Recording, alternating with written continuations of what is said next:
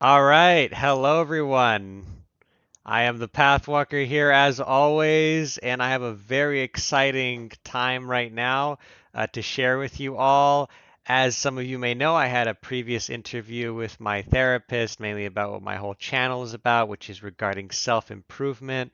And I am more than thrilled and excited that my therapist actually came to me and told me that she would like another interview about a very interesting topic, which, as the title shows, is about procrastination, which I think is a fantastic topic for so many reasons, mainly because most of us can really relate to it. I feel like there isn't a person alive that can't understand what procrastination is and or can't understand what procrastination is not. Like they could totally see where procrastination can relate to their lives, wherever it is, even if it's a small amount. For some, it's a lot, for some, it's a little, but we all know what it is. We all want to reduce it, to some extent. And I'm so thrilled. So here I am, I'm here with my therapist, Sophia Barna. Um, Please feel free to introduce yourself, and we're ready to get things going from there. Hi, Max. Again, I am thrilled to be here together again. And yes, this time I took the initiative with this topic, and it just came to me. I said, I have to call Max and suggest this interview together because it was fresh. And I even wrote to you, it's like, this is fresh out of the oven, this idea. Do you want to do it? And sure enough, things got connected. So I will share a little bit of background story with how this topic came about and our interview. So several weeks ago, I got a phone call from a potential client, and she asked me. She said, "You know what? I have this multiple challenges, but one in particular, it's about procrastination. I've been having this project for a long time, and I'm struggling with it, and I've tried everything on my own, but I think I need some support to overcome whatever is in there that blocks my way." And she asked me, "So can you help me with this?" And of course, the answer is yes. Whatever it's about our inner work and inner blockages, that's my bread and butter. That's what I help people with. But then after I spoke with her, this little story came into my mind, and it's a story about I don't know, a wise man and a mom with a child goes to ask for advice, saying that, I don't want to know what to do with my child because he's um, gaining weight and he really needs to cut on sugar. And no matter how many times I tell him, he won't listen. So I brought my little boy to you for you to teach him and to tell him that he needs to cut on sugar. So the wise man says, "Okay, you know what? Can you please come back in 3 months? And then I will give you the solution." So they come back in 3 months, and the wise man says to the little boy, "You know what? You have to cut on sugar." And the mom is puzzled. It's like, "Just like that?" And the boy says, "Yes, okay, I will do it." And the mom is puzzled. It's like, "Why didn't you tell him that 3 months ago?" So the wise man said, "You know what? I needed to cut on sugar first myself for me to be able to tell him straight, pure heartedly that you need to do that and you can do it." So during these 3 months, I had to cut on sugar, and now I can freely tell him that. So I remember that story. I said, "You know what? Because I learned in my experience that whatever, at every point in time, whatever clients I get at that moment, somehow they are connected to something that I need to work on myself."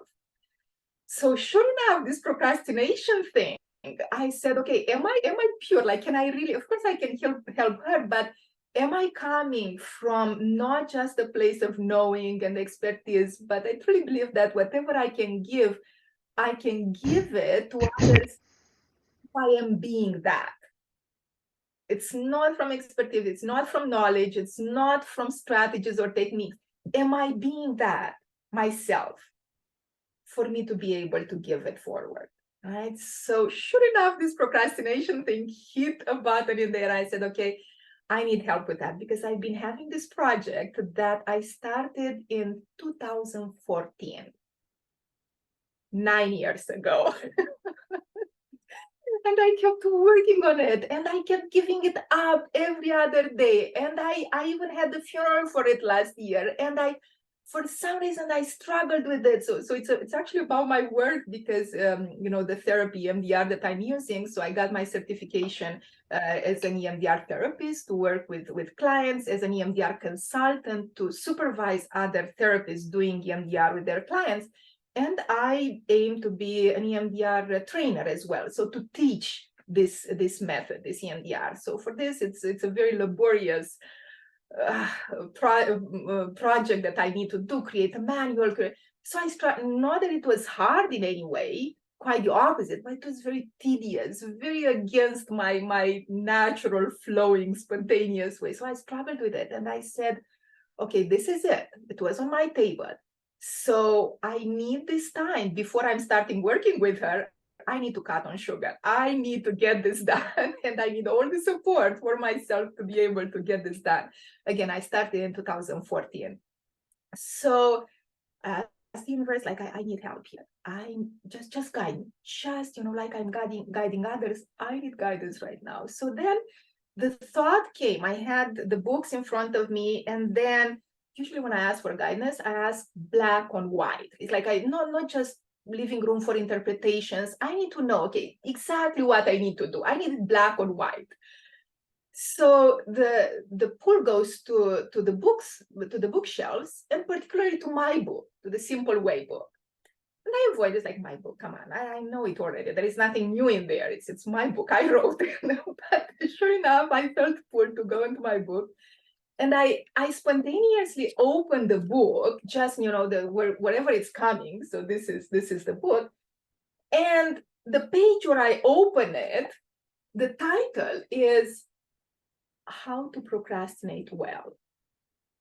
Page 141. Write the title, How to Procrastinate Well. My own book, I wrote it. And now I had to follow my own writing. So I read the chapter, it made sense. It actually started with a funny way, saying that, you know what, everybody procrastinates, everybody does it, everybody pretends that it's not there. So since everybody does it, let's do it well. Like it's there, it's part of it. So how can we do it well? And I don't want to spoil the chapter, but in the end, so I had this date set last Monday, September 11th. In the morning, we're supposed to have our own interview. And I wrote to you and I said, Max, can I procrastinate on this? Can I have another week I remember. Yeah. for our interview? So if I cannot procrastinate, okay, let's do it. I will show up. But can I? So September 11, last Monday, it was the deadline when I had it set to complete, to submit my EMDR trainer application. So I had no, like, all the odds were showing that it's not really possible. Remember, 9 years of working on this. But a miracle had happened. And last Monday, 11:58 p.m., I clicked the button. I submitted my MDR trainer application. Wow. 9 years. 9 years. So I did cut on sugar, and here I am today talking about procrastination, Lo- ready for I it. All the I questions. I love it. I love it. And I love that so much because I think that's something that most people, even just that story, a lot of people can relate to. I mean, for me, the biggest thing it reminds me of is school, when we would have essays that I have due.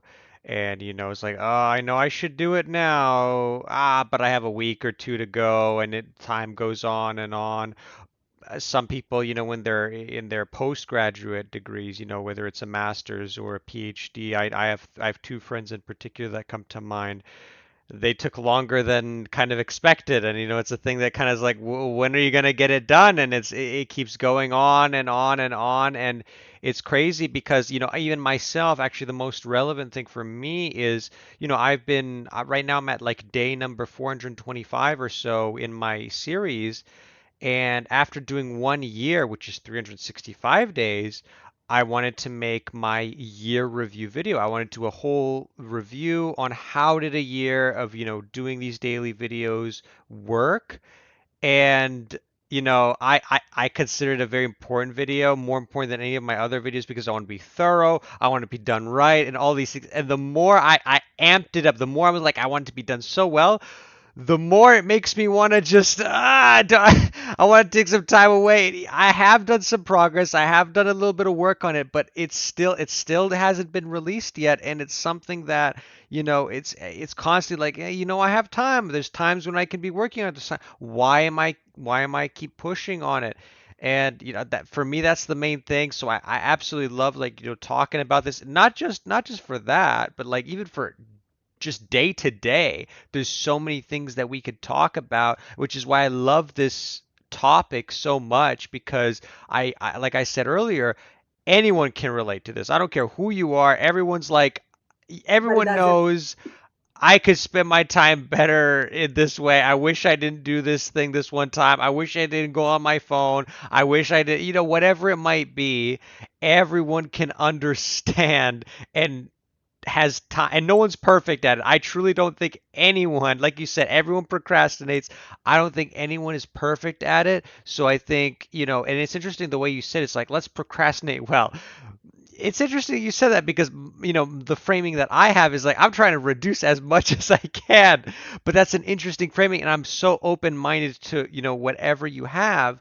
So, I feel really good about this. And, to get things started, a perfect story. I love that you started again with like, you know what, you're coming at us. You know what, I've been procrastinating on something for so long. I finally did the thing. I think I can have somewhat of a at least position where I could talk about it now, as opposed to being a little bit of a potential hypocrite, giving advice on it. So I think that the best place to really start with is what exactly is procrastination? I think it's so important because people might have different definitions. I'll quickly give my definition, which I think maybe most people think. To me, procrastination is just spending time on something that you would rather not be spending time on. But I guess on top of that, there's something that you should be doing instead. Like you have an idea of something you should be doing. I want to be doing this, but instead of doing that, I'm going to be doing this other thing that I don't feel good about really doing, but I'm just avoiding this thing I have to do.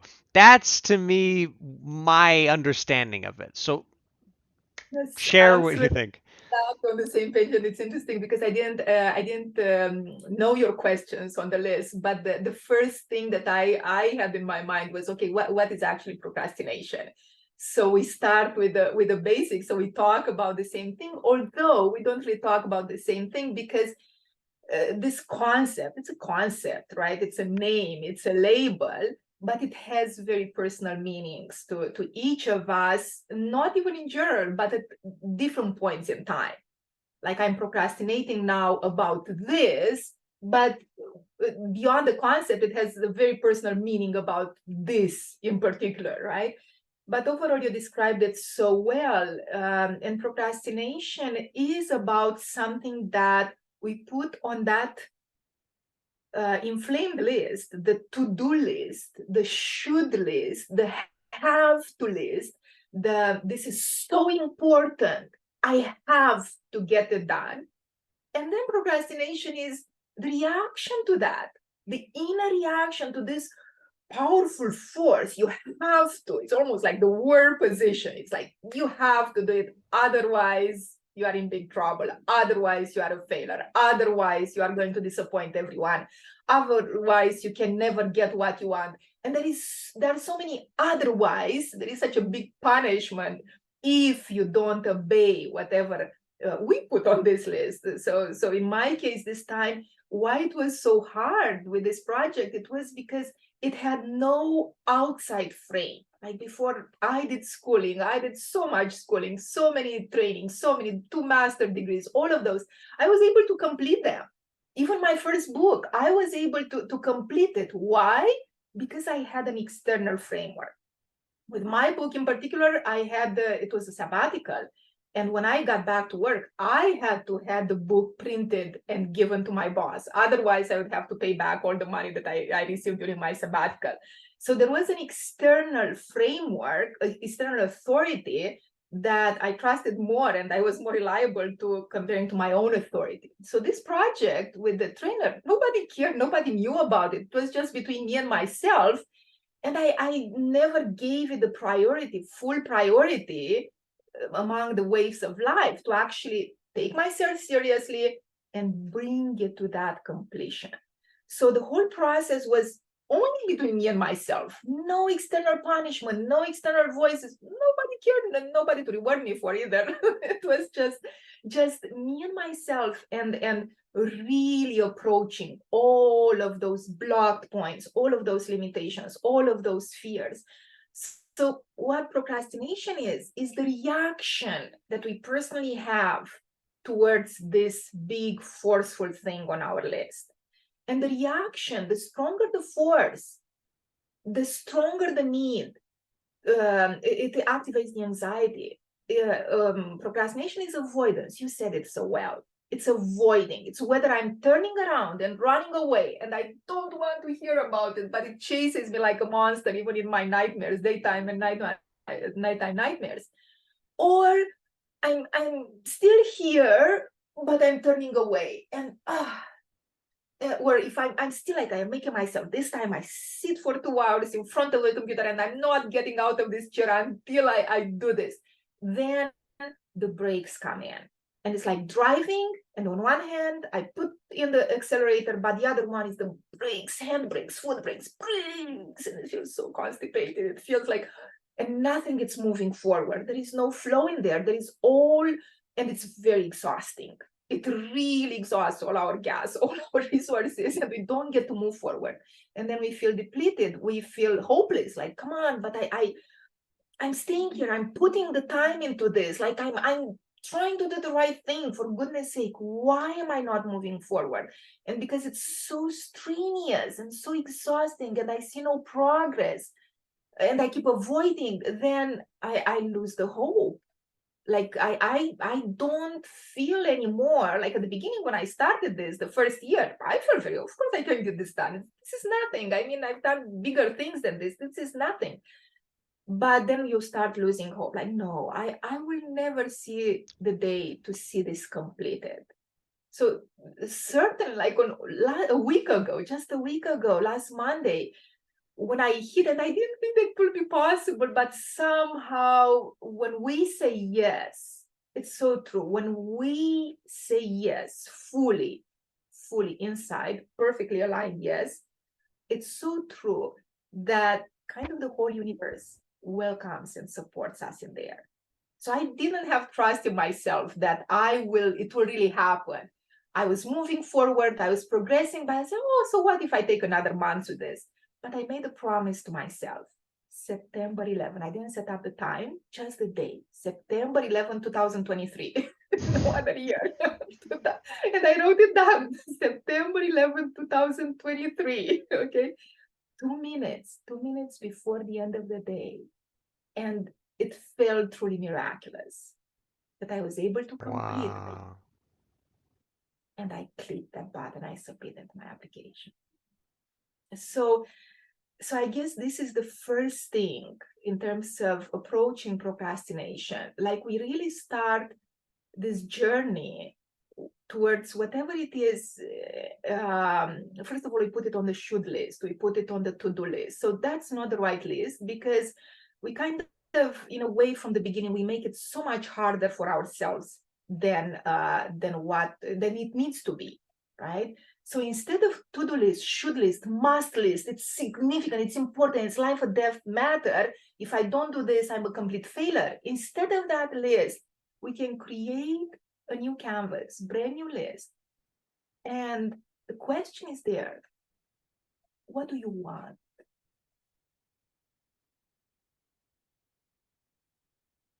What do you want? And you write down what you really want. Not shoulds, not must, not have to, no, nothing. What do you want? Do I want this? And that's halfway, like 50% of the journey is answering this question and getting the answer in full alignment, full complete alignment. It's not I wanted but. There is like any but, any big fat but after I wanted, but I can't get it. There's no point in try. I've tried before, it's not going to work. What others will say, this is not possible, this is not realistic, this is, I don't want to put myself in another embarrassing situation where I keep making promises to myself and I don't meet them. No, but everything that comes after but, it needs to be cleared out. It needs to stay with the process until full embodied, full complete yes. Yes, I want this. No, and on a mental, emotional, physical, embodied level, because again, the body keeps the score, the body talks, although we don't listen most of the time. But if there is anything after the but, there is a but in there, we need to stay with the process to clear out the but. So that's the most significant. Whatever it is, we need to sort it out until when I write on that list, September 11, 2023, I will submit my MDR trainer application. It's a complete yes. It's a complete yes. Because To you the point, want it. it's you want it, and you want it so clearly, not out of desperation, not out of yes, but, no, yes, but. I want this. Firm, secure, I want this. Yes, 100%. To the point where I can jump straight to the end, to the day I can jump straight to September 11, 2023. And my want, it's so clear, it's so pure, purified of any buts, anything, where I can have the very clear image when this is happening. So it's happening, and I see it, not only I see the movie in front of me, that I'm Monday, I saw even us having the, actually I tried to skip our interview because I thought I need more time to actually get this done. So, but I saw the evening of September 11, I'm there, and choosing an image that would reflect that I'm here right now, choosing something. So to me, it was pressing that button, clicking that button where it's done and I submit the application. And then seeing myself just in tremendous gratefulness. Yes, it's a very good feeling. Anyone can relate, whether it's an essay. Yeah. So I saw myself being so humbly, tremendously grateful for this, because it truly would have been a miracle. And I kept saying, thank you, thank you, thank you, thank you, thank you, thank you. So I kept seeing myself thanking God, thanking this miracle that it's happening, because it's so hard to believe that it will ever happen. And keeping thinking, sure enough, the next day, last Tuesday, I kept writing on my journal like a full page, thank you, thank you, thank you, thank you, thank you, being so grateful, and then sharing the news with my husband and shocking him, because he would have never thought it would be. So sure enough, last Monday after I submitted, it was 1 o'clock. I couldn't fall asleep, although I was tired, because I felt so tremendously grateful for this. And of course, my husband shouldn't have slept at that time, because I shared the news with you. I said, you won't believe what happened. I submitted my MDR trainer application, and he was really shocked. Like, what? Are you serious? so yeah, part of that night, again, feeling so tremendously grateful. But before this actually happened, weeks ago, I said that image, I said the end, and I started living it, not as a movie distance image, but being in it. So basically bringing the future into the present right here. This is done. this is done already.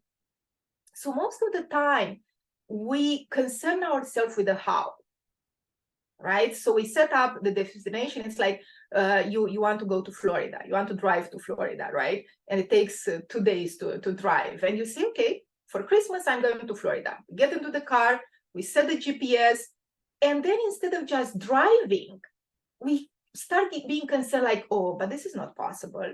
And what if that? And we go rounds and rounds and turning and sidetracking and stopping to say, would this really be possible? Would this really happen?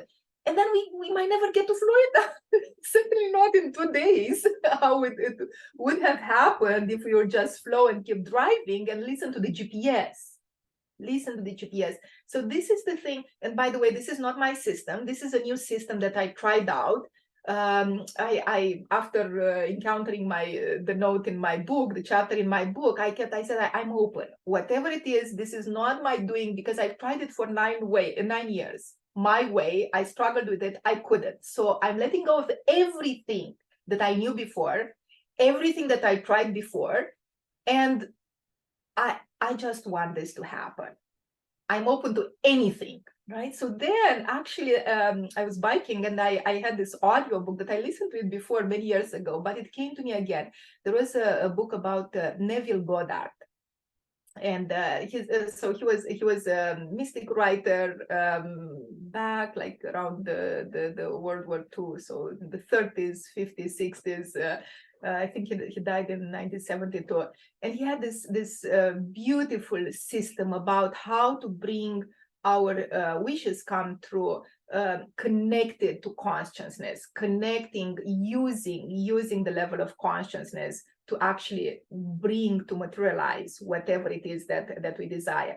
So he gave the specific steps. And for the first time, although I knew that, I listened to it before, but this time I said, you know what? I will try it.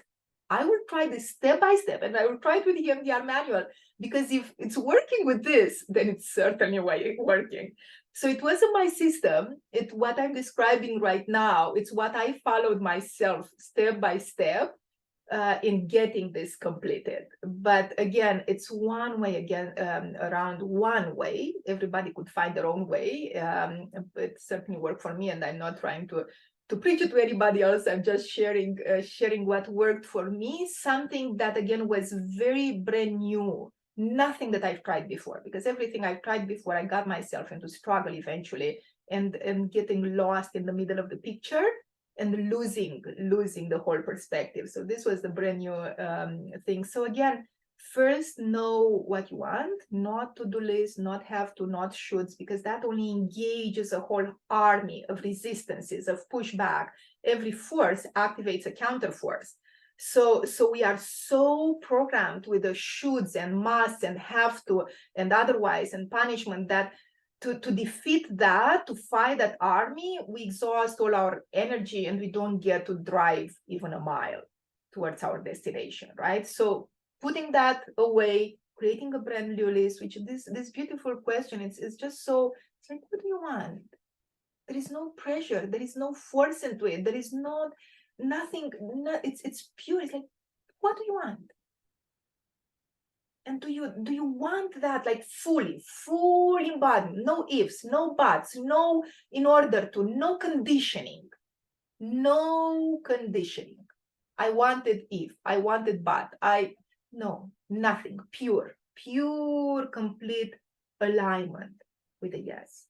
And then from that alignment, that it's clear, then you see it done. You envision the moment when it's truly completed, and you bring that right in the present. So instead of, we even have to change the grammar. Instead of saying it will happen, it is done. And I'm experiencing this on a feeling level, not on a mental level, thinking about it.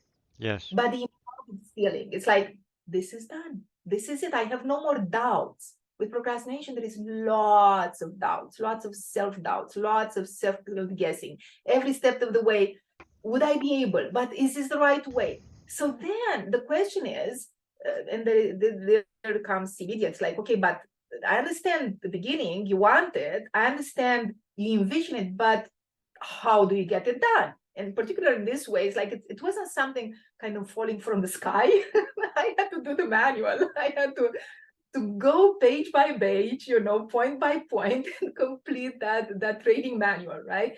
So I had to do it, right? But so that's where we get stuck. It's like, but how do you do it? It's not like winning the lottery. It's not even with the lottery. There is that joke, with a man that kept asking and praying every day to win the lottery, and finally God comes and says, "Man, I heard you. I heard you the first time.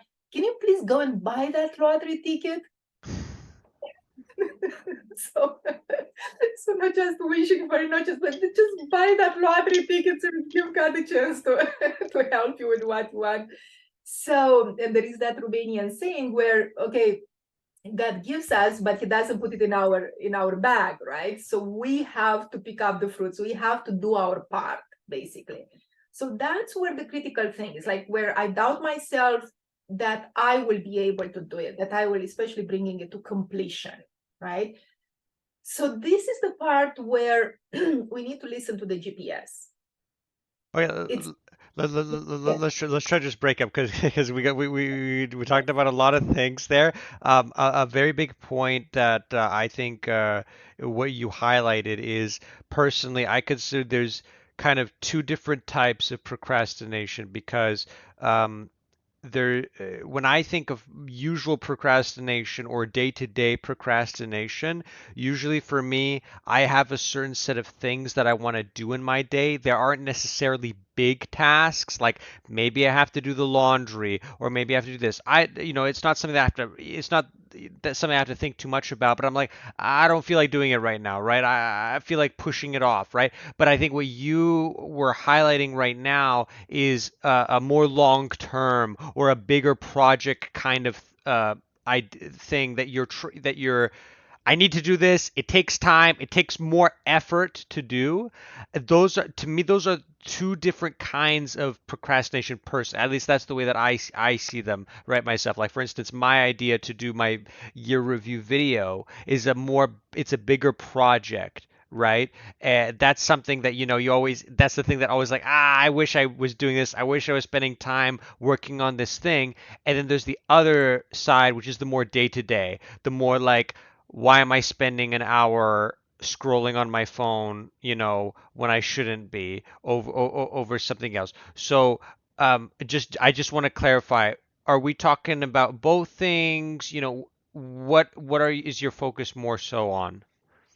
So again, I talk more about the bigger project because it was my recent example, but you're absolutely right that even the bigger project end up on a today list, right? So today, just for today. So the way whether I'm working for something bigger, what is just today, and it's a small laundry thing or insignificant in itself, but it matters to me today. So the way I approach this, whether for the bigger project or now after that, is I start my day, and I have this actually little notebook where when I start my day, I write down after my morning meditation and getting ready for the day. I answer the question, what do I want? Right. So just for today, what it means is what's actually significant for me. And there is this 80-20 principle actually that states that, you know what, we spend most of our time, 80% of our time, we spend it in our life, actually, we spend it in insignificant, trivial things that they don't really matter, right? But we make them important. We don't really want them. Again, it's from the should list, but there is no real significance there, right? And some of them, even small things, like I want to have my laundry done by tonight. When I go to bed tonight, I would feel wonderful if my laundry is done. I would have that sense of order and sense of being on the right track and sense of accomplishment. When we put that checklist of completion, completed, oh, there is nothing more ecstatic when we talk about procrastination than done, completed, clicked, Oh, right? if I could just quickly say, for me, anyone who's been watching my channel would know every day I set a schedule of tasks, for my next day of tasks that I want to do. And the site that I use, it's called getplan.co. One thing I really like about it is that when you check mark the task, it crosses it off. It doesn't make it disappear or anything, right? So I can see all the things that I did. And to me, the best feeling, yes, it's nice. Yes, obviously when I do it, but the best feeling for me, I don't get it always, I don't get it often, but when I do, I feel amazing, is when I get everything I wanted in my day done. I uploaded my video and I have like a solid 3+ hours of just personal me time before bed. Don't have to worry about it. That's the golden. That's the yes. That's the I don't have to think about anything else. I feel happy with what I did today.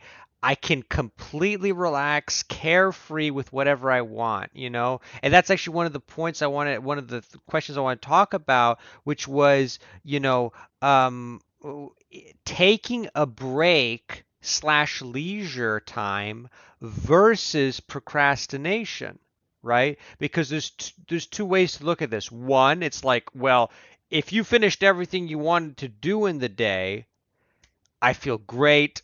That's no one will consider that procrastination. No one's going to be like, you're procrastinating. What am I procrastinating? There's nothing I have to do. But then the other aspect of this is that I consider is where we talk about where let's say I worked really hard at something. I don't like for me personally, let's say my year review video, I have a whole day dedicated to this that I planned for it. I spend about a solid 2 hours writing notes, recording, coming up with ideas, and then suddenly I'm starting to get exhausted. And I'm like, okay, I did a lot of work and I can feel it's getting up there. I think there's a very big difference, right, between someone going from that point and then going, oh, let me look at my phone. I can't tank it anymore. It's too exhausting. It's too stressful. I need to distract myself or something. As opposed to making the conscious decision of saying, hey, you know what? I Mm. did some work. I need a break. I can see the way that I'm going. I'm going to start getting less and less productive the more I go on this. By me taking a break, whatever it might be, I am actually going to end up being more productive in the long run. And so to me, that act, whatever it is, 30 minutes, an hour if you need it, that to me personally, I don't consider that procrastination because it's intentional. It's intentional. I need it. Yeah. So absolutely beautiful point. And the key in there, as you pointed out, is to be completely honest with yourself, with ourselves. What place am I coming from in this? We talked a little bit about in our previous interview, right? So when I'm taking a break, with complete radical honesty, am I avoiding this now? Do I need a break as an escape because I cannot take the tension and I feel like running away from this because I cannot hold it anymore? Or is it from a place of, again, balance where it's like, I need to give my car, my vehicle, what it needs. I need to stop for the gas right now. And it's better to stop now than getting stuck in the middle of the highway with no gas left. So if I take a 20 minutes break right now, I do it feeling comfortable, feeling completely confident that I will come back to this. And I don't feel like escaping it. But actually, sometimes it's hard to break the flow that you are in and take that break to be able to sustain the concentration, right? So the simple, pure way is like, okay, I want this break. Where is this coming from? Is it coming out of avoidance? If it's avoidance, we deal with the avoidance. We do what we need to do to reassure, to calm even the nervous system down, because it's getting too activated. It's like you keep me chained in this chair and I want to escape. And this is the second part with procrastination. So a lot of procrastination, we're talking about the forces coming from that to-do list, should list, and then must list, and you have to, versus what do you want in a very respectful honoring way, and as they say, be careful what you want because it might become true. So when we put it on the list, what do I want for today? I put the significant things that matter to me. It could be laundry, or it could be writing my next part of writing my next book. It doesn't matter, but I want this. I really want it. And if it's coming true, I would be very pleased, very satisfied. So managing the forces, and part of these forces, that's why procrastination is so hard, and that dealing with that avoidance, because there is that inner voice, that perhaps inner parent, or whatever it is, that says it's very controlling, and it means to keep things in control. It's my way or the highway, and you do what I say, and you stay in this chair until you are done. Otherwise, you have no chance here, right? So that need for control, it makes it so painful. And it makes it, eventually we break down. We cannot sustain that. There is no winning in there, whether for the inner adult voice or parent voice or the little one inside, right? So letting go of control, I was saying earlier about okay, defining very clearly, purely aligned, the yes, I want this, then envisioning very clearly, bringing it to now, this is done, this, thank you, this has happened already, I click the button. And in between is the difference between just driving to Florida and listening to the GPS. We have the GPS. If we second guess the GPS all the time, like, no, no, you are right, you are wrong here, then we get into struggles. And again, it's very exhausting versus kind of trusting the GPS. And this time the GPS is inside. This time, so for example, it was on Saturday, before the Monday, September 9th, I believe, and I didn't see that it's really possible to finish. Like, I had more chapters to be done, and I didn't see it. And then this thought occurred. It's like, you get it done, and it doesn't need to be perfect, because as a matter of fact, now is that the after I submitted the application, the response came the next day and said, thank you for your application, but it will take at least 9 more months until we will get to review your application. It's like, wow, that's a full pregnancy time. So the thought that came out of nowhere on Saturday was, get it done. It doesn't need to be perfect, because then you will have access to Mm. improve it. I didn't know that. It didn't occur to me before. I thought this isn't. It needs to be done, because otherwise it will be rejected. It needs to be perfect. Otherwise it will be rejected.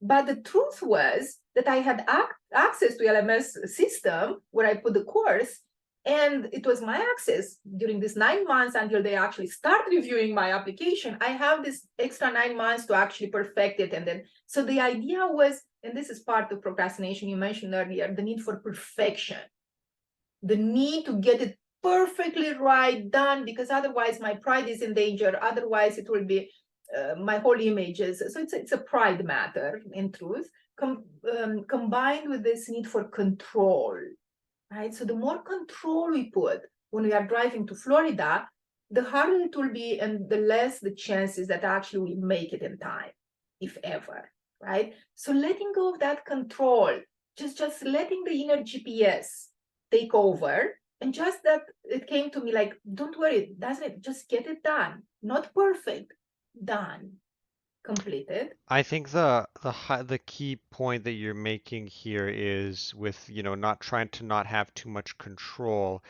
is, if you make too big of a deal out of it, right? It's like it needs to be perfect.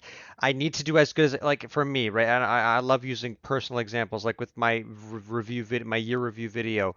It's got to be perfect. I need to make the I need to I have all these edits I have in mind. I want to do this. I want to make sure it's good. I need to do multiple takes. I need to all these things. The more I build that up in my head, the more daunting the task Yeah. is in general, as opposed to me just saying, you know what, let's just do it, right? Like let's take our time doing it.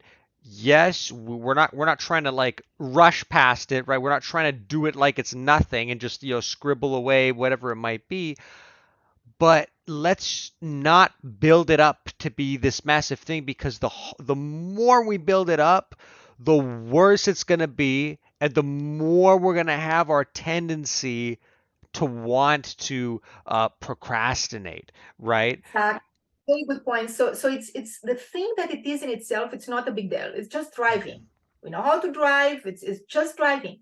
But what really makes it huge is the meaning that we give. And you are absolutely right. The more important it is, we see it as being. The more meaning we attach to it, the more significance, the bigger the forces attached to it, and then that force again activates at least equally strong counter forces, right?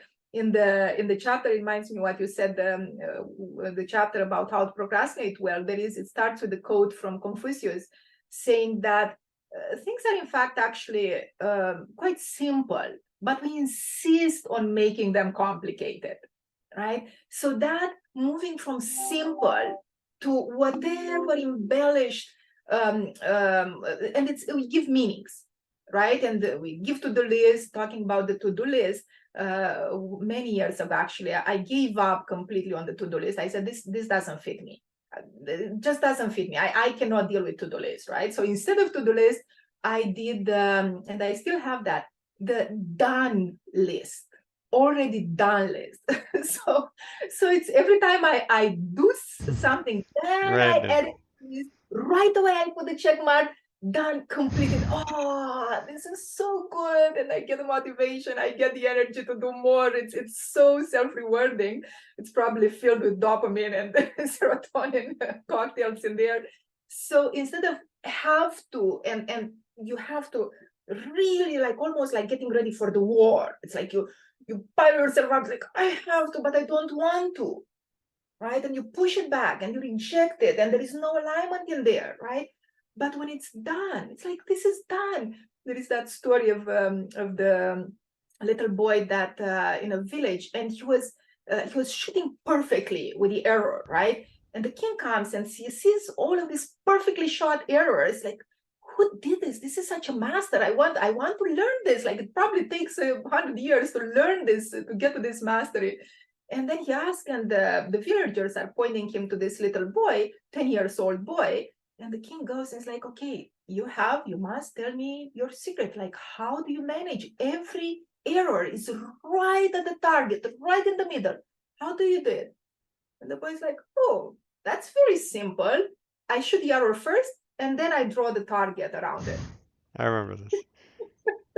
So it's the same with my done list. It's like, I complete it, then I write it down, check mark, it's done list. And instead of to-do list, it's done, it's completed. It's so then I take away that pressure. I have my want list in the morning, like, okay, what do I want for today? What's significant to me? What matters? Maybe it matters to go for a walk. Maybe it matters, whatever it is that matters to me, I put it there, not so much as a wish, because wish also, it has this nuance. It's like, wish, somehow it will never be fulfilled. There is that feeling, I wish for it, I wish for the stars, but there is another but in the middle, right? So instead of what do you wish for, which might or might not come true from the sky, what do you want? Want engages some, you are personally in it. It's not wish somewhere far away with the stars, but I'm in it. I want this. It's like connecting with your power. You are part of it. There is a sense of responsibility in the way of choosing. It's the free will that we engage in there. I choose this. I am the one choosing this. I use the power of my free will to say yes to this. Let's talk about this a little bit because I think it's very important because when you brought it up, especially way early on regarding you have to say I want this, no ifs, no buts, no nothing. People have different tasks that they want. Obviously, in your case, you have no external motivators like you mentioned for this application that you have. For me, I'm trying to think, a lot of people who might be listening, maybe they're in school, they're students, and they're thinking about an essay they have to write or a thesis they have to do, which they have that external pressure for and they have to do. And I have to be honest and say, I'm imagining myself when I was in that moment. If you asked me, you have to want it. I just say, I don't want to do this. I don't want to write this essay. There is a big if. There are a lot of buts. I know I got to do it because I want to move towards my career growth. It's important for, my future and everything. But I don't want to do this right now. I don't enjoy it. I think it's useless. I think it's meaningless. How do we how do we kind of rectify that situation? Yeah.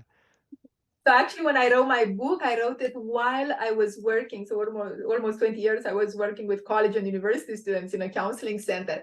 And I primarily wrote it for the students. So being in that environment, it's um, so in that case, again, is the external framework, the external voice, the external parent or teacher or whatever that tells you you have to do this. Otherwise, you're going to fail the course and you are not going to graduate. So, or you might not even be very interested in that course. And I have to do it. So when we let go of the have to, shoulds, and the external voice and come back to the honest answer, like, what do you want? But what if I don't want to write the essay? What So if I if so what you might want, I want to complete the course. I want to graduate. So it's no longer, so again, we disengage from the external voice, from the have tos, from the forces, inner outside forces. And when we come back to the question, not what do I have to, what should I do, what they tell me to do, what, but I don't want to. And I don't want to, and you can't make me want it. You can't make me do it because I don't want it. And I will use all my force and energy to push this back, like the donkey push back. It's like, no, and you can't make me. I'm sitting here for hours. I pretend to work, but you can't make me get this done. And it's my will against your will. Whatever the other one would be, even within ourselves. So we let go of this battle and the plain respectful question: what do you want?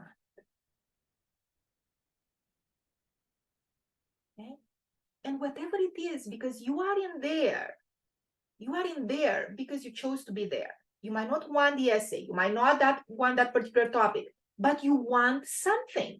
That's why you are there. And if there is nothing that you want, truly, I don't want to graduate from this, I don't want to finish this course, I have nothing to do with this, I don't want it, every part of it, then you let go. And it takes strength and radical self-honesty to let go of something that you truly don't want. Instead of struggling with it, instead of pushing yourself down, instead of humiliating yourself in this process for years, if truly the answer, the complete answer, is not out of the avoidance, again, out of no, this is not what I want. This is maybe my mom wants this for me. Maybe I want, but I don't want this. This is the complete true answer.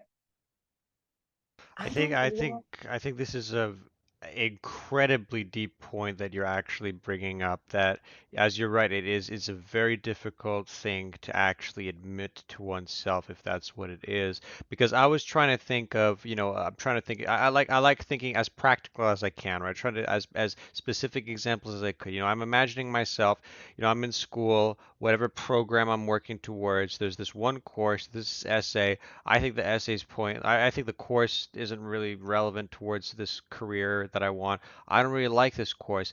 And what I was going to say was, but what do you do, right? I want to graduate. I want this program because I want to become said career path, whatever it is. But now I have this thing that I don't feel like doing it. But I think the key, and because you kind of just answer the question for me as you were explaining, is with that want is if I really want to become this thing, and this is the path that I need to take to get there, that is absolutely critical to me actually doing the thing. I think if I don't, right, which I think a lot of people might be in situations where they actually don't want to, but they feel those external pressures, my parents or society, whatever that tells me, that's probably what causes procrastination, because that's what's leading to that being created. Because probably when you at the end of the day you write down and you say, I want to do this, I think the procrastination just will vanish at that point, because you're going to be like, no, I want to do this. I want to become this thing. Look, maybe this essay isn't the funnest thing for me to do, but at the end of the day, I want this. So because I want that, I'm going to do it. And if that path, if that arrow is not there, if it's not clear, Yes. then that's, I think, probably based on what you're telling me, and it makes so much sense. That's where procrastination ends up, growing and developing further and further. What do you think? Absolutely, you're right on. And often we don't like. I didn't want to do the EMDR manual. I really didn't want to. I struggled with it. It was so tedious, so not me, so not creative. I didn't want to do the EMDR manual, but I saw myself teaching EMDR. So you maybe don't want to drive to Florida, but you want to be in Florida for Christmas, right? So then you don't focus. You let go of the battle with this essay, this manual, this driving that it's so long and it's so frustrating and so tiring. No, I don't want this, but this is what I want. And my focus moves from this entanglement, right, small thing here, to right there, what I want. And then it's just the driving or the writing or whatever it is, the essay comes somehow as a step, but it's not a big deal in itself because it's not a life and death in itself. It's not the thing. It's just driving. As simple as that, uncomplicated, stripped out of any extra meaning or significance or importance or life or death matter. It's as simple as that. I'm driving 1 kilometer at a time. And if I need to take a rest, I will take a rest, and I need to take rest in this 24 hours drive, and I need to sleep at night, and I will do that. But it's matter of fact. It goes back to simple. It's no longer convoluted and contaminated with all of this heaviness, and as if this is the thing in itself, and I don't want it. It's true, I don't want it. I don't want to write the EMDR manual. I see myself being able to give a lot, teaching this therapy that I've been using for so long and helping so many people. And I believe in it, and it's so powerful. And I want to give it forward. I completely see myself doing that. Now, to get there, yes. So you see yourself at the graduation stage. You see yourself what you want to be. You bring that, you have that very clear image as if it's happening right at this moment. And then you let it happen. Simple. I think that's so like critical. I think that envisioning, and I think so many people can be in situations where they actually have that arrow, like I was talking about, like they know what they want. They want whatever it might be, but then they can get bogged down into this small task in front of them that they don't really like, instead of focusing on that. But you need to bring that. That's the thing, because I was like, well, it's all, I was initially thinking, oh, well, at the end of the day, if you end up wanting it, it's going to happen. If you end up not wanting it, it's not going to happen. But maybe that might not quite be the case, because you might actually want it, but you can kind of lose sight of that if you get focused in like whatever the short term moment is. You need that reminder, right? You need that, like, people talk about, I find them a little bit cringy personally, but like people like to start their day with positive self affirmations or certain like statements. But in that aspect, and it's something that I've been thinking about a lot in my videos, day to day, having reminders about what it is that you actually want is so important to getting your focus with the small task. Why am I going to wake up in the morning at this time? Why am I going to do this thing?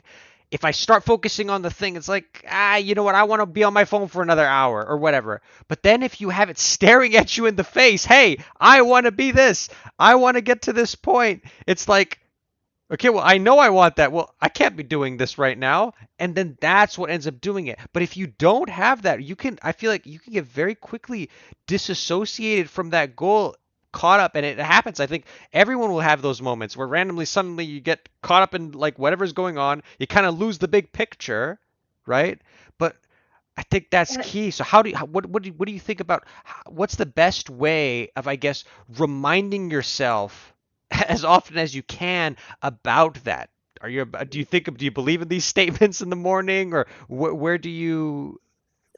They do have their value, but if they stay just right here, like you repeat it without believing it, where it's you want to believe it but you are not there, then it has some value but not completely. What really works, and I tried it myself, and actually it's part of this system of Neville Goddard. So we are very used to start the day well and say, okay, I'm doing the right things, I'm doing my whatever to-do list or want list in there, I'm pumping myself up, I'm starting, I have a really good startup. What we don't think much about is the power of bedtime reflection and evaluation just before falling asleep. So ending the day, and when we end the day right at bedtime, it's very, very powerful to one very simple exercise to run the movie of the day in our mind, just as a movie, the tape, the videotape in our mind. And then the parts that didn't go the way we wish them to go, we rewrite them with a scenario of how we wanted them to go. So this bedtime revision of the day, where we rewrite the script. So the parts where I said, okay, I spent 2 hours on the phone at that time, you know what? I erase that and I see myself in the movie actually working for 2 hours and then having a well-deserved break and doing whatever I want. And if I want to spend the time on the phone, fine, I will do it. I don't care. Whatever I want, full freedom, right? So I rewrite the movie in my mind. So this is a very, very powerful way. Why? First of all, it's before bedtime. So the brain is in the right state of mind where it's receptive. The brain waves are relaxed, are proper, so it's receptive, and it's like reprogramming a computer. Because instead of saying constantly, "Oh, you shouldn't have done that," and you always do that, and but you don't give the script of what should be. It's like you expect a computer program to do something, but you don't recode it. You don't program it well with what you want it to do, and then you throw the computer to the floor. Why don't you do what I want you to do, right? So the mind needs to be properly informed and directed, giving the specific direction. This is what I want you to do, without force, without the drama around it. So we do it at bedtime. So then it really gets imprinted. The programming gets rewriting. So then naturally we have the new template, the new repertoire of how to act instead of beating ourselves in the way like, why don't I do this and I always do that, because it's what's scripted in there, right? So at bedtime, when we do this reevaluation, this is a very powerful way. I've done this before as well, and it works beautifully, where again, without forcing it, without beating ourselves up, without convincing ourselves, it's like, okay, let me write, this didn't work. And in the morning, when we start the day with that, what do you want, the page, and you write it, we give ourselves clarity, because we might have the best intentions. I want to do this. I have the energy right in the morning, but then I get lost. Like, what am I supposed to do? Like, which way should I go now? And if I don't have something clear in my mind, then I will spend time whatever avoiding, right? But that what do you want page with few things, two, three things on it that matter the day, and then the rest of it I leave the freedom to be what it is. But this matters. Then I give myself I set up my GPS. Where do you want to go? Do you want to go to Costco? Then you set up the GPS to go to Costco. You don't just drive but you set up the GPS to Walmart, right? So when you write a page on what do you want, you set up the GPS. this is where I want to get. But then you don't concern yourself, oh, and how are you going to get me there? And are you going to do a right job? And are you sure that you will take me there? And second guessing, and am I sure that I can drive and I will be able to? That's complication. That's too much unnecessarily. Unnecessarily. It only creates troubles instead of getting us to where we want. So this bedtime simple routine, few minutes. I see the movie of the day, and the points where I would choose differently, we choose again, and we choose again and again and again. And every day it's truly a new day. It's like a new little life in there that we start and end at bedtime. So this little new life, I can choose again. I don't have to live that Groundhog Day like the movie, but I choose and I use my power to choose. I use fully taking in the free will, the choice. I choose this. So when I say I want this, it means I choose this. Right?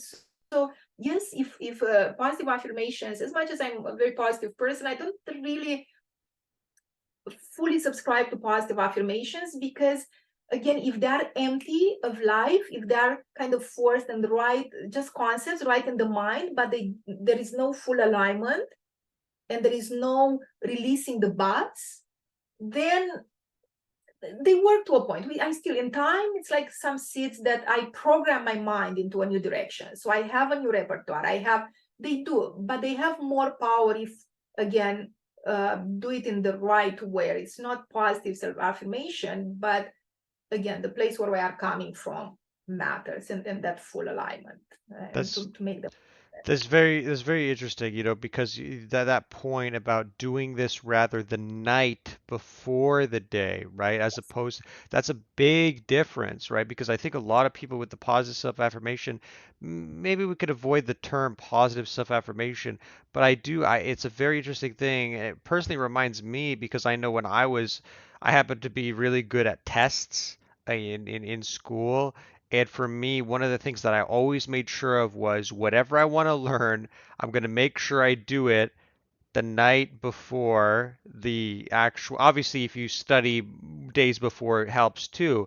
But I made sure no matter what, I'm going to study what I need to study the night before and make sure I get a proper sleep before the actual thing. I didn't believe in all-nighters. I was like, no, I'm gonna forget. I'm sleeping, whatever. Somehow there's that encoding process while I'm sleeping that worked with that. So what you're saying, I mean, from my experience with this, it really makes sense, and it's interesting, right? Because I feel like most people probably intuitively would be like, well, I think I probably should. The way it should work is no, I wake up, right? I wake up and I go, I am going to want to do this, this, and this. This is what I want to do. But maybe, maybe it can work in some ways, but I could already imagine myself doing it being like, let me go to sleep for another. It doesn't really matter, but it's very powerful, I think, to be able to have that before bed. Let yourself sleep for all those hours while that thought is still kind of circulating. Then you wake up, and I feel you don't have to say it because it's already been there and it's already going to drive you forward. So very, very big point, I think, that I think a lot of people might not expect. I didn't expect this idea at all. So very, very good.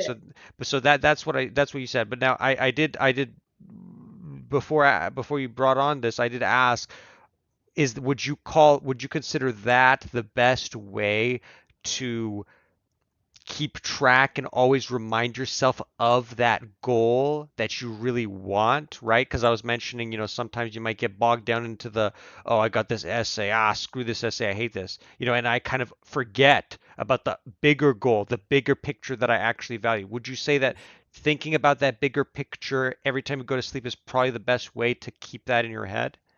Yes, it's in my experience, there are many ways. In my experience, the most efficient, simplest way, and it is the most powerful. So not only thinking about it, but at bedtime, when we lie down in bed, is seeing and feeling ourselves being there.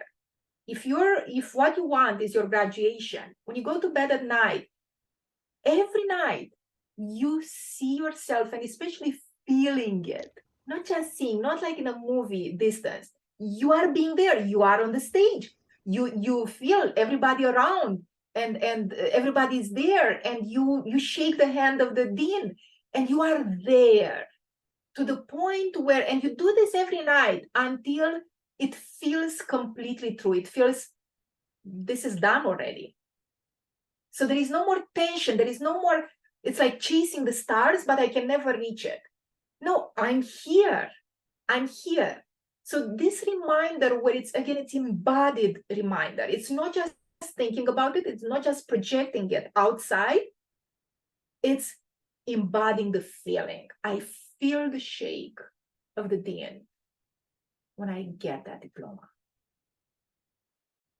I feel the hug of my parents telling me, so proud of you. And I feel it right here, right now. And it feels so real. So, in this way, again, it's not just a reminder, but it's embodying the ones. It's bringing it from the future right here. Because otherwise, the program in the mind is, it's always tomorrow. It's always, I will get there. I will, and that tomorrow never comes because there is always tomorrow. As soon as it's today, there is another tomorrow. That is tomorrow. It's never reaching. Tomorrow in itself, it doesn't exist. You can never reach it because it's always tomorrow, right? But it's right here, and you feel it, and you let yourself savor the feeling, not the mind, not the thinking, not the positive affirmation. Is the feeling of it that does it, the embodied feeling, and this gets inscripted fully. And then, of course, that saying that where you look is where you get. Absolutely, it's so true. All levels. Where we look, where we are is where we get. It takes us there.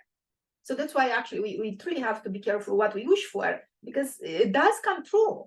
It really does. So we have to choose what we really want, right? So this is again, it's also a very non-forced way. It's like few minutes before bedtime, I'm lying down in bed and I'm on the stage and I'm clicking. In my case, I click that button. So that's the evening reminder. Gentle, beautiful, almost like a lullaby. So gentle, it's so soothing, so pleasant. It's not forced, not you have to. No, I am here right now. What a joy. How grateful can I be? Exactly. And that helps again, the moment you wake up the next day, you're reminded of that. It helps you in that main pursuit that you have, and whatever might maybe in the moment or the short term might be an unpleasant experience, that reminder is what will make that maybe less unpleasant, at least, maybe even pleasant, who knows. I want to quickly talk about the other form of procrastination that I mentioned earlier, because I feel really good about this because, like you mentioned, it's like, okay, if you have a task that you're procrastinating on, you're always struggling doing, you need to figure out immediately, do I want this? What's the bigger picture? Why am I doing this? Why am I doing this? Is it because I want this? Do I actually want this? And if you've come to understand that you do want it, that is what's going to help you do the things needed to get there. And the best way is, you don't want to forget that. You want to remind yourself as often as possible. Best thing you can do before you go to bed, you try to remind yourself, you say, that's what I'm doing. I can envision myself being there, how good it feels. And then when I wake up tomorrow, I'm going to be doing the things I need to do to get closer to that goal. The other form of procrastination, which I think is much more common, that everyone deals with to some extent, is the more day to day. Maybe it's not that I'm necessarily putting off a big task, but more like, the laundry, I'm tossing it to the side or whatever it might be.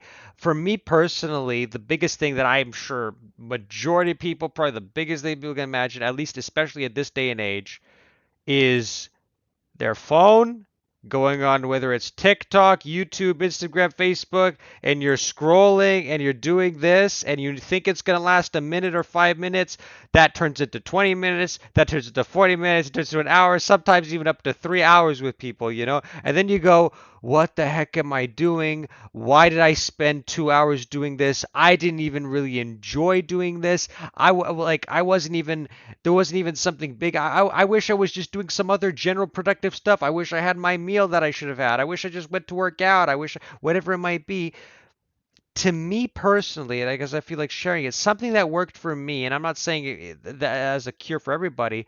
For me just putting my phone in the bathroom in the completely other room was a big factor. It's not a perfect solution, but for the most part, like when I kind of have a stall at whatever I'm doing, I kind of look, I don't see my phone. Okay, well, I'm going back to whatever I'm doing. But if my phone was there, uh-oh, I'm grabbing it. I'm like, okay, let's see. And then suddenly I get in the whole loop. What is your advice in this kind of space, or at least maybe first understanding why we do that and then how to avoid it? Yes, good, amazing point and amazing solution actually. So sometimes with procrastination is this constant kind of battle or relationship, difficult relationship between the child part of us that wants to be free, wants to play, wants to be carefree, and there is the adult part that says, well, we are an adult now, and laundry needs to be done, and grocery needs to be done, and we go to work, and we so this constant often it's a battle, but it needs to be a dance, a supportive dance. And there is a time for everything. There is a time for a child, and we need to give room for the child because the creative part is the part that can see all the possibilities and can see the stars and believe that we can reach the stars. So we need this part of ours should never be gone in its fullest, and we need to give it space to be able to be a child and not worry about anything. And that is the adult part that it's very empowering to assume our choices, to assume responsibility. We are scared of this word of responsibility, but what it means is responsibility, it's response ability, the ability, the choice, the power to respond how we want to respond, right? So with the laundry, of course, the child doesn't want to do the laundry, doesn't want to cook, doesn't want to. Oh, come on, this is no concern for the child. And if you overburden the child with that, that's just not fair. It's the adult's job, right? So the adult in me, there is a time for the child, and actually, I want to make room. If I do the adult part, including writing that essay or whatever, then after that, the child can play whatever, full freedom. Child is about full, unconstrained freedom, unconditioned. But the adult part, the benefit of assuming responsibility, it's actually we take back our power. As a child, we don't have much power. We give the power away to those that we want them to take care of us. And we give it away. We have no power of decision. We have no say. We have not many choices despite the appearances. So, as a child, we don't own our power. And sometimes we had difficulties childhood and we want to soon become adults to have the say, to have the power of choice, to take our power back. So this is the great benefit of the adult position. When we assume, it's like, okay, on my list, on my want list is the laundry. The laundry gets done without drama, without complications, without the story, without the meanings. It's as simple as doing the laundry. There is no attached meaning to it. It's quite simple. Thanks God we have the laundry machines nowadays and we don't have to wash them by hand, right? So it's a matter of fact, simple thing. It's not a big deal. I just while I'm listening to my audiobook, I put the laundry in the laundry machine. It's not a big deal. It doesn't need to engage the forces. I don't have to put a child to do that. I assume that I do that. And again, it's very empowering. I take my power back because then I don't get caught up into, oh, and somebody's going to be upset with me, and I'm upset with myself, and I'm guilt trapping myself, and it's so messy, it's so heavy. Phew, I want to be free, right? So, and your way, which is to make things actually easier for ourselves, not harder. Like, why would I want to quit chocolate and constantly carry chocolate, not only in my purse, but right in front of me? Everywhere I am, I have a chocolate in front of me. And then at bedtime, I beat myself out so hard. Why did I eat 3 chocolates today when I promised myself that tomorrow I will start the diet? Come on, come on. Let's be fair with ourselves. Like, really? Like, is this a contest for self-punishment and self-defeat and self-failure? Or do we want to help ourselves do that? If I know that, okay, it's hard to have the marshmallow in front of me, the phone in front of me, the chocolate in front of me, and distract myself. Like, why would I make it harder on myself? How can I, and the constant question, how can I make this easier on myself? If it's hard already, I want to make it easier, not harder. How can I make it simpler? The simple way. The title of my book, The Simple Way. What's the simple way to this?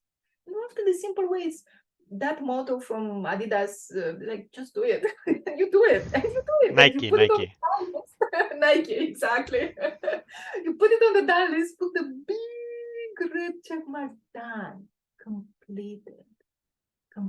Giving myself the chance to actually feel good about myself, giving myself the chance to the little one to succeed, to be accomplished, to be, rather than constantly sabotaging through this fight and battle and guilt trapping and oof.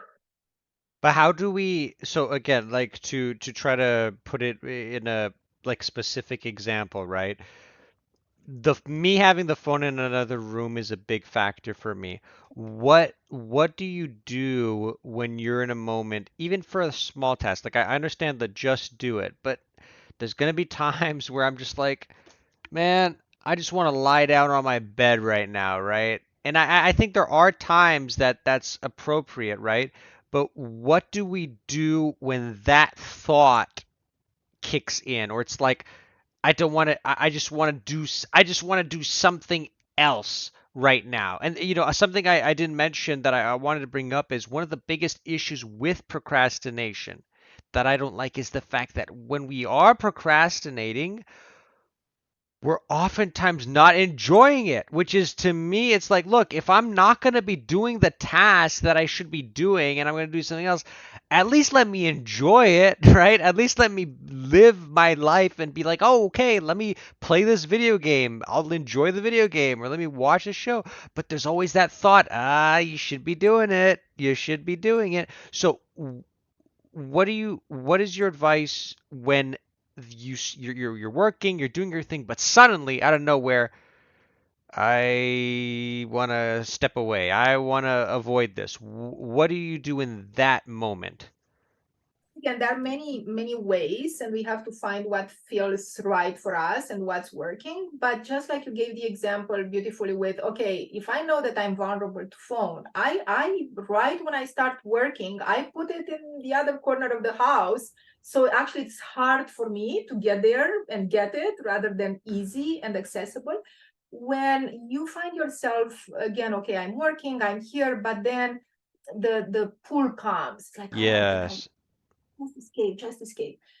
So the critical part there is to, right at this moment, to to stay alert, to stay awake, instead of unconsciously being pulled like in a dream by those voices or thoughts that are there and they're automatic. You catch them and say, oh, okay, so I feel like avoiding right now. Is this and you ask, but you stay awake by asking the question, you stay present, you stay awake. Like, is this the need to avoid, to run away and escape and never come back, or do I actually need to lie down for 5 minutes and regain my energy? And you see the sincere, honest answer, not what I want to hear, but what is it truly, the way it is. And so if it's avoidance, then just like you remove the phone and put it far away, you might want to remove yourself from that situation. So if the bed is there and it's pulling me, then what about I will go and work in the other room, in the living room, or maybe I can go for a walk first. And so you help again the little one unforcefully. Instead of saying don't go to the electrical plug, you say, oh, come here, I have this beautiful toy. Because the mind cannot comprehend no. If I say to you now, don't think of a pink elephant, but don't think of a pink elephant, pink elephant, don't think of a pink elephant, don't think that you enter a battle and it's a lose-lose battle, right? So instead of the pink elephant, like, oh, so I notice I'm a bit tired, overwhelmed, okay, the bed is pulling me because I used it before, and it's like, okay, let me move. Even just the physical movement Yes, yes. back, and it's but you stay in charge instead of staying in control and controlling. No, no, no, no, no. You stay in charge. You stay awake in your power. You choose. You choose without battle. You choose freely. You choose. So there is a lot, and there are many ways. And I'm sure, just like you noticed that there were ways that you are doing them before that were working, like putting the phone away, being aware of them and using more of what's been working for us instead of constantly looking for new solutions that we might never implement. But we have a full repertoire because we got ourselves here through the things that were working already. So identifying personally on a very personal way, not what works for others, not the perfect recipes out there that haven't been lived. No, to me, what's been working actually? And again, helping that little child inside, okay, this has worked for you before. All you need to do is to do it again. As simple as that, and giving ourselves the chances to succeed. So there are many ways. Again, procrastination, it's such a big thing because it's connected to so many roots or ropes or associations. It's not just plain procrastination, getting this done. Ultimately, it doesn't even matter so much what we get done or not. Like that thing in itself, it is or it's not. But what truly matters is the process that we go through. And just as they say, it's not so important what we get done, but what we become in the process of getting that thing done, right? And Yeah. that process, it's constantly polishing and working with these forces and turning them into moving basically from force to love, and making it lighter, making it light. If I can fly through this instead of pulling that carriage with all the baggage from the past, but I can fly through it and let myself fly through it and get there. And it's such a beauty, not only on what we want at the end, like that click button that I pressed last week, as rewarding as it was, but it was just one moment, and what it meant to me, it made a whole difference. It meant that yes, okay, I overcame those blockages. I can do it now, and I can do it in a way completely differently than I did it before. I can do it in a light way. Yes, and I trust myself. And if I did this once, I can replicate it. I can do it again, and I can keep flowing through it. And there is beauty truly in the journey, not only the destination. The destination, it's brief. It doesn't mean anything unless we give it meaning. But that meaning, what it means to me, and I give myself this. I give myself this. You know, I honestly, it's very beautiful. I love the way that you guided into this, living life, with more peace, right? With more flow, with not, trying not to be so constricting and controlling.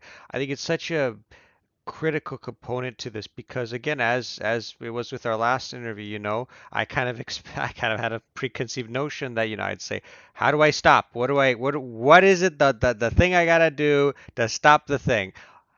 At the end of the day, I think what you said is really what we should all be moving towards, which is more in the flow, right? Like just, okay, I'm kind of working, I'm doing this, I got a little pause, and my mind's starting to feel like it's kind of wanting to do something else.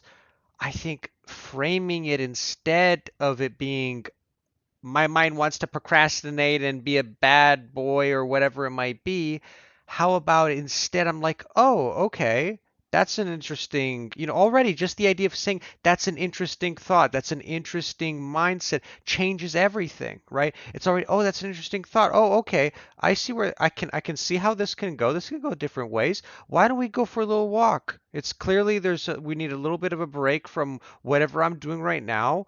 Let's just go for a little walk, maybe go downstairs, maybe pet my dog, maybe say hi to my family or my partner or anything. Maybe let me eat something quickly and let me go back, and all of a sudden I did some productive things. I felt good about it. I had no problem with those things that I did. I come back to my desk or wherever you are, and now I feel okay, let's get back to work. As opposed to, right, let's talk about the opposite, which is what a lot of people I think go through. It's like, man, I'm getting sick of this work. I need a break. I don't like this at all. All right, let me pull up my phone. Let me lean back in my chair. Let me start going like this. All right, 5 minutes passed, 10 minutes passed. Yeah, yeah. I shouldn't be doing this. What am I doing? I'm wasting time. I'm not. This is gonna make the rest of my day worse. And then suddenly it's like, ugh, what did I do? 30 minutes went by. Oh my gosh. As opposed to just framing it like, and I think that's what it is, right? Because you mentioned, be aware, be conscious, ask yourself, what am I actually wanting? Why is this coming into mind? The closer we can get to that awareness of what's actually going on, the much easier and to focus on that flow, right? Like you mentioned, that let's enjoy our day. Let's enjoy life. Okay, let's not put pressure of things have to be done like this. I need to finish this by this time. If I'm not working, I am failing. I'm doing a bad job. No, that's what I'm taking from all this personally. Beautiful. And we'll be ending soon. Yes, yes. Before one more point, and what you were saying earlier about, okay, so I already spend the time on the phone, and then I use the rest of my energy and time feeling guilty and beating myself up for not doing the right thing. Instead of that, alongside with that presence, that alertness, that awakeness that I was mentioning earlier, it's also the power to reset right now. So I notice I caught myself, oh, I spent half an hour on the phone, I shouldn't have done that. Instead of dragging that on and making a new story and then using a few more hours around that happened already, I cannot change it. As soon as I notice, oh, I'm on my phone, and what I wanted to be was to actually get that done. Okay, right there, resetting. It's like you reset the computer. No more story, no more meaning, no more dragging, no more procrastinating around why I procrastinated. No more avoiding the thing into anything else. But I caught myself, and then I soon that I reset the computer. And you can even actually reset it physically just to have a little anchor in there. And you start in that moment right now. As soon as I caught myself, I'm getting out of the dream and stepping into this, into my choice, taking my power back. So before we end for today, I will actually invite you from our whole discussion, if you can. We are talking about bedtime and just being there with what you wanted. Can you describe just a little bit that image if you were to complete now, to have completed the annual review that you mentioned about? Can you give me a few elements of how would you know that that is done, it's completed? What did you be doing, feeling? Just give me a little bit of that time, uh, envisioning, if you want, where this has happened, this time. How would you Well, know? the best moment will be when I'm on my YouTube channel and I'm at the upload stage. I finished my description, I finished the tags, I finished everything. I go to next, I go next. I click public and I click upload. The moment I'm do that, I'm like, I get all the time, I feel that way to some aspect whenever I finish my video for my daily video, right? When I'm like, I'm done. I did the video, right? But when I click that, I'm like, yes, it's out there. It's done. I've done something. I feel like It's something I care about. It's something I'm passionate about. It's something that I think is going to help others, and I've done it. Not only is, this thing that I've wanted to be doing finished, but I'm happy about what I've created. I'm proud of what I've done. That to me is really the feeling that I would get, when I can envision myself doing it. I'm like, yes, this is what I wanted. That's basically what I would be feeling. Suppose it's here, right now. Tell me this feeling. So you clicked, you can feel the touch of your finger, and tell me the feelings that you feel in your body, and where do you feel them Uh, in your just everything relax. Everything's just everything's kind of going downward. Everything, my chest, everything just going like either the expression a weight is lifted off your shoulder, right? It's just like everything's just like I can relax. I feel more a little bit lightheaded. I feel a little bit, like kind of like cloudy in my mind. I'm like just thinking that's exactly what was right. I feel relaxed in my core, in my stomach. I feel grounded, with my feet on the floor. And I just feel, yes, I did it. That's the, beautiful and statement. Yes, I did it. It's done.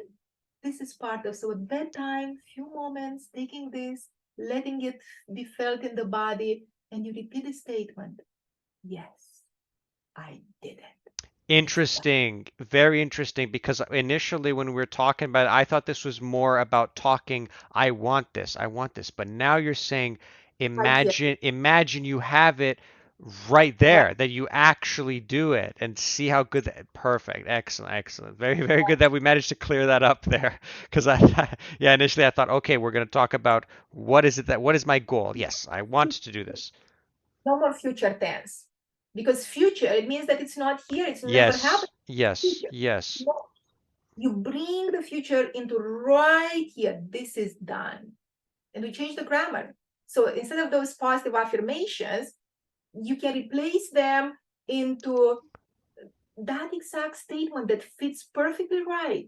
And it comes natural. Like when you experience the feelings of it, it's like, yes, this is done. And you repeat that. Yes, this is done. And you pray. Yes. Okay. Thank you, Max. We'll have to end here. Oh, I completely understand. We went longer than I expected. I'm so happy, and I thank you so much again, so much for this, opportunity. And again, I really hope, anyone listening really gathered from this, because as it was with my other ones, initially we can talk about more kind of what seems to be more practical or point. And I do love those, and I do think they have their place. But at the end of the day, there's a deeper meaning. There's a deeper what's a mechanism to procrastination, what's actually going on. And I'm so happy that we were able to touch that. So thank you so much, Sophia, as always. Thank you for responding so excitedly to my invitation. And until next time, then. Absolutely. So, thank you. Thank you so much. Thank you. Bye. Bye. Recording